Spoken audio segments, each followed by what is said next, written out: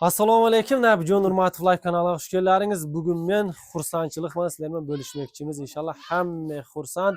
Bizning shogirdni farzandli bo'lishini yana 7 yil kutgan ekan yenalari. Chunki bu birinchi ayollarning farzand bo'lmadi, ikkinchi ayollardan inshaalloh umri uzoq bo'lsin, farzandli bo'ldi. Chunki biz Gulistonda birinchi nasozda mana Cho't qishlog'ida Soqovlar oilalariga uy sapergan edik. Shu oilaga borganda shu qizni jaqtirib qani biz o'rtaga tushib, ya'niki shu qizga keling uylendi. Uylanib buna 1,5 yil deganda farzandi ulug' bo'ldi. Bu yoq katta nesi, bu yoq kuyov bolaning yenesi, bu yoq hamsoyasi bo'ladi, bu yoq opasi bo'ladi. Mana bir duo bering, shu nevarangiz katta yigit bo'lsin. Umri uzoq bo'lsin, bog'im makon bo'lsin. Xudojon katta bozor bo'lsin. Xudojon sunnatni to'ylar qilaylik. Alloh akbar. Bizga ham duo bering asatdan.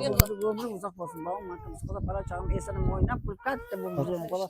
Cheche shular ko'p kutdi men. Aya, kaç 7 yıl kuttu. Maşallah. Allah razı olsun.